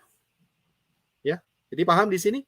Jadi sampai hari ini setan tuh masih berkeliaran, pulang pergi. Ya, dan dikatakan di sini, saya lanjutkan dikit ya. Dan bertanyalah Yahweh kepada Satan, dari mana engkau? Jawab Satan kepada Yahweh, dari perjalanan mengelilingi dan menjelajahi bumi. Satan itu tidak maha hadir. Yahweh itu maha hadir. Saya di Amerika di sini, ya, saudara yang ada di Indonesia merasakan hadirat Yahweh. Itulah ehad, saudara. Setan kagak. Setan hanya keliling. Ya, entah dia naik sepeda atau naik bemo atau naik ojek, saya nggak tahu. Pokoknya keliling dia. Saudara bisa paham di sini? Paham. Ya, bagaimana luar biasanya Bapak Yahweh kita. Jadi, nah, saya akan lihatkan yang selanjutnya. Nah, perhatikan bagian yang saya berikan ini. Jadi saat rapture, saat saudara dan saya di rapture, ya, mempelai Yeshua HaMashiach itu sudah nggak ada lagi di bumi. Dan setan tidak lagi punya pekerjaan untuk menuduh. Tadi kan nyanyiannya begitu tadi, yang di atas. Wahyu 12. Dia adalah penuduh saudara-saudara. Tidak ada lagi yang mau dituduh. Dia sudah nggak ada lagi tugasnya, pekerjaannya. Karena itu dia diperangi oleh Mikael, dibuang ke bumi. Karena kita sudah diangkat. Kenapa sekarang si setan masih ada di sana? Karena kita belum terangkat. Kita akan terangkat dalam waktu dekat. Setelah itu setan langsung ditendang keluar. Nggak butuh. Loh, setelah itu apakah setan tidak menuduh? Saya akan buktikan. Melalui firman, pola Ibrani yang benar, setan tidak lagi punya kesempatan untuk menuduh manusia. Perhatikan penjelasannya ini. Banyak orang nggak dapat di sini. Ya, ingat, saat kita rapture, perhatikan bagian yang saya berikan. Saat kita rapture, setan dibuang, dan saat dibuang kan dia akhirnya mengejar perempuan, dan perempuan disembunyikan selama 3,5 tahun. Masuklah zaman anti Hamashiach. Dan di dalam zaman anti Hamashiach tidak ada lagi mempelai Yeshua Hamashiach. Yang ada hanya orang-orang yang tertinggal. Bisa dilihat? Jadi saat setan dibuang ke bumi, dia yang berkuasa. Dia nggak ada akses lagi untuk menuduh. Ya, kerjaannya sudah nggak ada lagi. Ya, jadi dia tidak akan mendapat kesempatan lagi di Syamayim. Bagaimana dengan di dalam kerajaan 1000 tahun, Pak? Perhatikan. Di dalam kerajaan 1000 tahun, di manakah Satan? Nggak lain adalah dia dibelenggu selama 1000 tahun. Mempelai-mempelai Yeshua HaMashiach memerintah di dalam kerajaan 1000 tahun bersama-sama dengan Yeshua HaMashiach. Tidak dibutuhkan penuduh lagi. Setan udah kehilangan kerjaan, saudara. Habis kerjanya dia. 3 tahun lagi. Selesai dia, tamat dia riwayatnya dia. Ya, dalam arti apa? Dalam arti dia tidak punya kesempatan lagi untuk ke Syamayim. Tidak bisa. Dalam kerajaan 1000 tahun, dia dibelenggu selama 1000 tahun. Dan bagaimana setelah itu?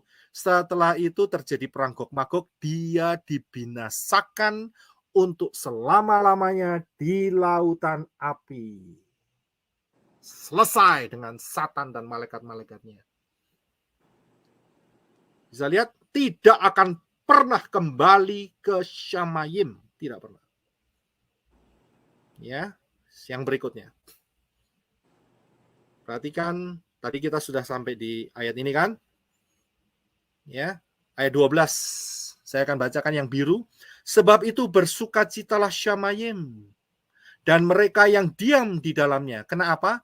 Karena penggosip, pengacau, penuduh sudah tidak ada di sana. Setan udah dilempar. Betul kan? Itu yang bikin masalah, penyakit-penyakit disingkirkan. Nggak perlu setan di Syamayim. Karena itu bersukacitalah Syamayim dan yang ada di dalamnya. Tapi perhatikan yang merah. Celakalah mereka yang menempati darat dan laut, yaitu bumi, karena Satan telah turun kepadamu dengan membawa kemarahan yang besar. Mengapa marah? Sebab mengetahui bahwa dia mempunyai waktu yang sedikit. Berapa lama? 3,5 tahun. Karena setelah 3,5 tahun dia akan dibelenggu di dalam lubang tanpa alas. Dan setelah itu dia akan dibuang untuk selama-lamanya di lautan api.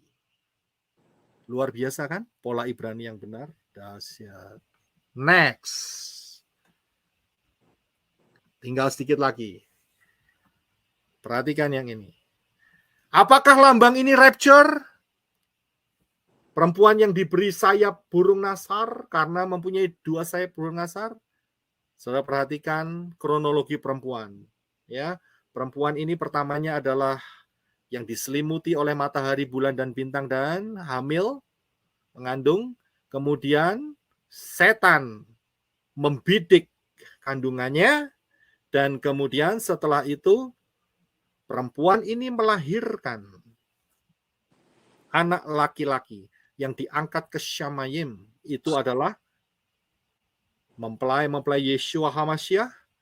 Dan kemudian setelah pengangkatan, setan langsung diusir karena setan sudah tidak punya kerjaan lagi di sana. Ya. Tidak lagi sebagai penuduh, ya. Kita sudah sampai di sana kan? Dan kemudian setannya marah, si naga marah, ya, si naga marah, dia kejar si perempuan. Ya kan? Kan perempuan masih ada di bumi. Dan kemudian kita lihat kan kronologinya. Kemudian setelah itu si perempuan dikasih burung nasar. Terbang. Diselamatkan Bapak Yahweh selama 3,5 tahun, 1260 hari. Yesaya 10 ayat 22. Ya, inilah gambaran daripada perempuan dengan burung nasar. Bisa minta tolong Henok membaca Yesaya 10:22. Sebab sekalipun bangsamu, hai Israel, seperti pasir di laut banyaknya, namun hanya sisanya akan kembali. Yahweh telah memastikan datangnya kebinasaan, dan dari situ timbul keadilan yang meluap-luap. Daniel 12 ayat 1 jelas juga di sana, silahkan. Pada waktu itu juga akan muncul Mikael, pemimpin besar itu, yang akan mendampingi anak-anak bangsamu, dan akan ada suatu waktu kesesakan yang besar atau masa 666, seperti yang belum pernah terjadi sejak ada bangsa-bangsa sampai pada waktu itu. Tetapi pada waktu itu bangsamu akan terluput, yakni barang siapa yang didapati namanya tertulis dalam kitab itu. Ya, sisanya saja yang akan kembali dari Israel. Berapa jumlahnya? Wahyu 7 ayat 4 memberikan penjelasan. Silakan Henok. Dan aku mendengar jumlah mereka yang dimeteraikan itu, 144.000 yang telah dimeteraikan dari semua suku keturunan Israel. Iya, sudah bisa melihat jelas sekali loh firman pola Bapak Yahweh ini. Kemudian yang selanjutnya, pertanyaannya adalah di manakah sisa Israel akan dipelihara selama 3,5 tahun? Wahyu 12 ayat 6. Silakan. Dan wanita itu melarikan diri ke padang gurun, di mana dia mempunyai suatu tempat yang telah disiapkan oleh Elohim, agar di sana mereka dapat memberi makan wanita itu selama 1.260 hari. Dilanjutkan ayat 14. Dan kepada wanita itu telah diberikan 2 sayap rajawi besar, supaya dia dapat terbang menuju padang gurun ke tempatnya, di mana di sana dia diberi makan selama 1 masa dan 2 masa dan setengah masa, jauh dari hadapan ular itu. Perhatikan, di sini saudara bisa melihat perempuan ini, sisa Israel ini, dilarikan ke padang gurun selama 3,5 tahun. 2 ayat menjelaskan dalam fatsal yang sama, diulangin. Di manakah itu? Firman Yahweh, pola Ibrani, menjawab dengan ketepatan yang luar biasa. Perhatikan di sini, yaitu di dalam Yesaya fatsal 16 ayat 1 sampai 4. Silakan, Henok. Mereka mengirim anak domba kepada pemerintah negeri dari Sela atau Batu Karang atau Petra melalui padang gurun ke Gunung Putri Sion. Seperti burung yang lari terbang dan isi sarang yang diusir, demikianlah anak-anak perempuan Moab di tempat-tempat penyeberangan sungai Arnon. Berilah nasihat, pertahankanlah hak. Jadilah naungan yang teduh di waktu rembang tengah hari. Sembunyikanlah orang-orang yang terbuang, janganlah hianati orang-orang pelarian. Biarkanlah orang-orang yang terbuang dari Moab menumpang padamu. Jadilah tempat persembunyian baginya terhadap si pembinasa atau 666. Daniel 11 ayat 41, silakan.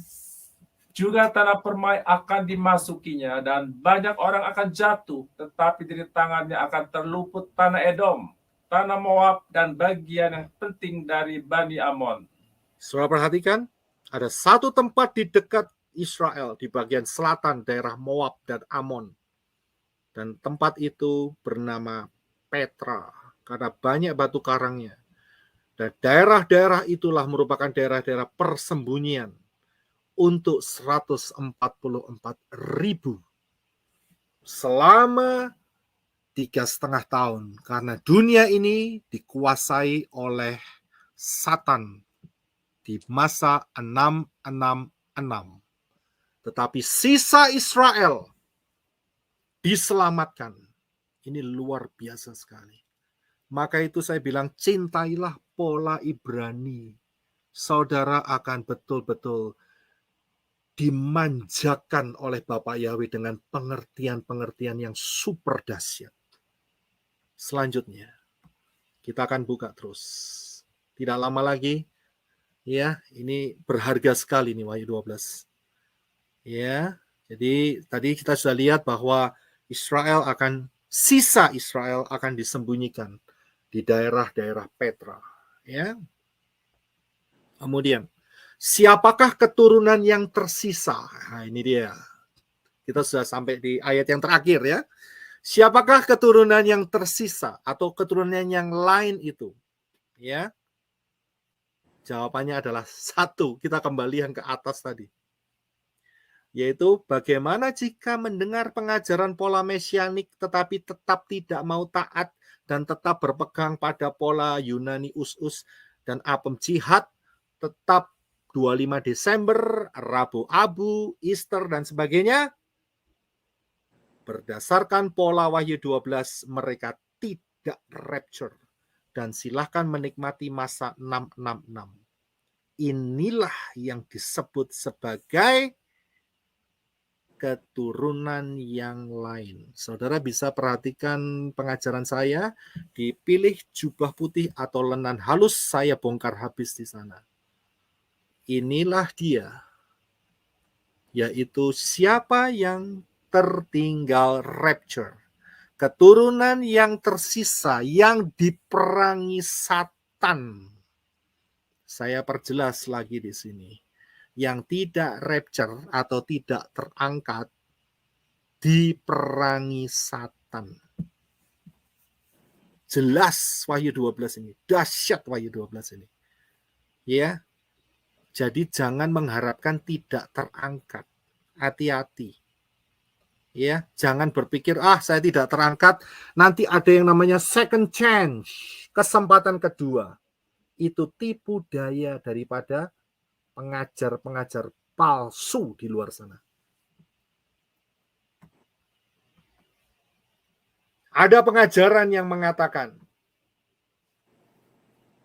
ada anak-anak Yahweh, anak-anak Tuhan, dan oleh Yahweh sengaja tidak di-rapture sehingga bisa menjadi berkat untuk menguatkan orang-orang yang tertinggal. Saya harus kasih tahu, ini pengajaran palsu, dusta. Jelas melalui pola Wahyu 12. Yang tertinggal diperangi Satan. Mana bisa jadi berkat? Mana bisa? Orang-orang tersebut akan juga diterkam oleh Satan. Saya dengar loh orang pengajaran-pengajaran ini. Berani sekali. Bahkan orangnya sangat populer, saudara. Nggak etis lah kalau dia omong. Tapi sangat populer. Orang ini sangat populer.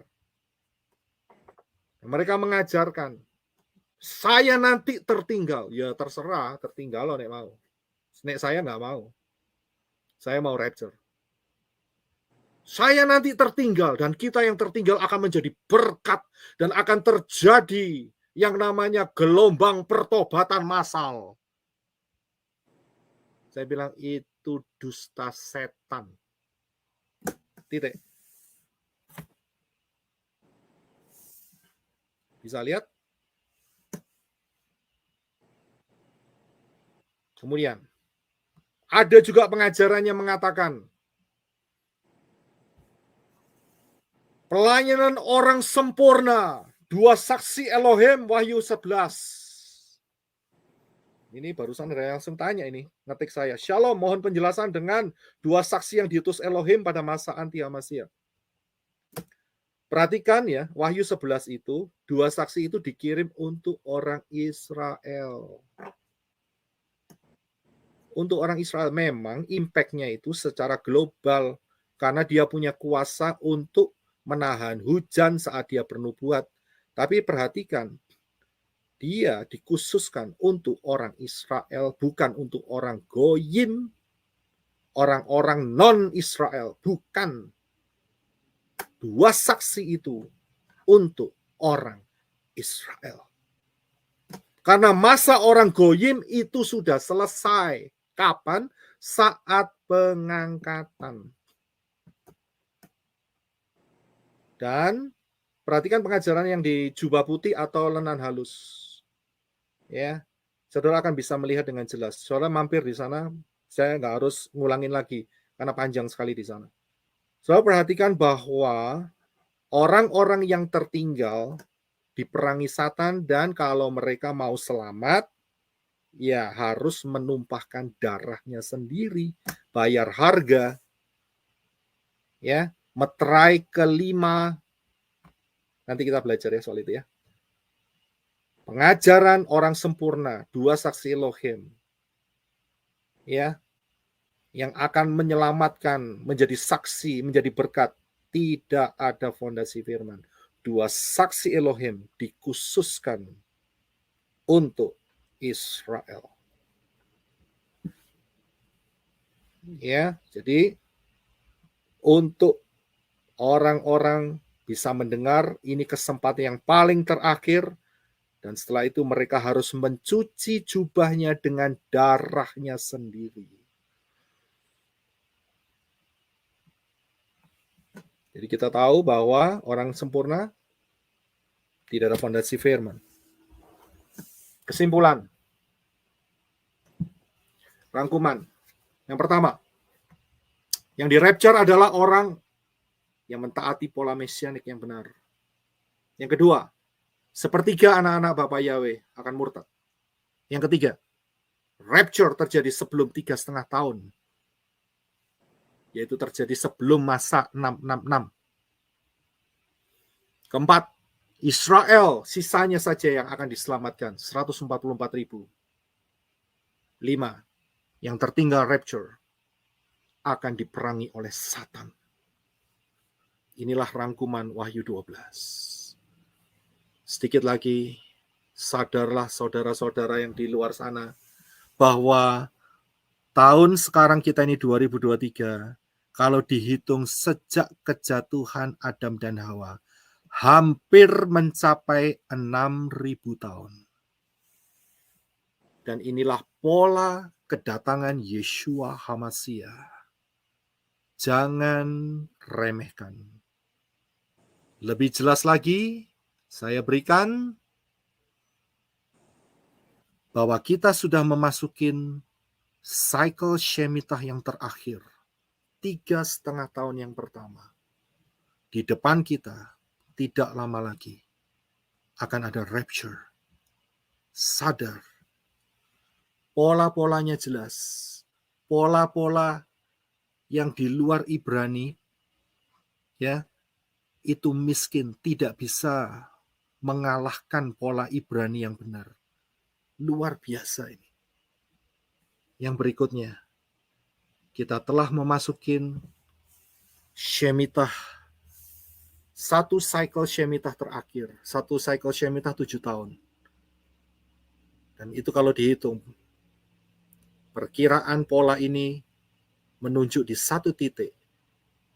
Tahun 2026, rapture akan terjadi. Bagaimana kalau saya belum diselamatkan? Percaya kepada Bapak Yahweh. Ya, keselamatan datang dari bangsa Yahudi. Siapa yang berseru kepada nama Yahweh akan diselamatkan. Amin. Kalau saudara hanya berseru kepada nama Tuhan, Tuhane sopo, begitu. Itu bahasa Polandia. Tuhane sopo, ya. Jadi Tuhannya siapa yang kamu mau menyelamatkan kamu? Tapi kalau saudara jelas pergi ke Yahweh, itu adalah Tuhannya, Elohimnya, sesembahannya Abraham, Ishak, dan Yakub. Akan diselamatkan. Janjinya pasti. Setelah itu masuk dalam baptisan pembaharuan.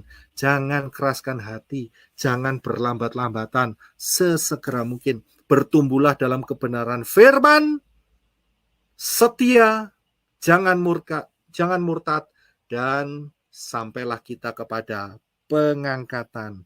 Maranatha, datanglah Yeshua HaMasyiah. Amin.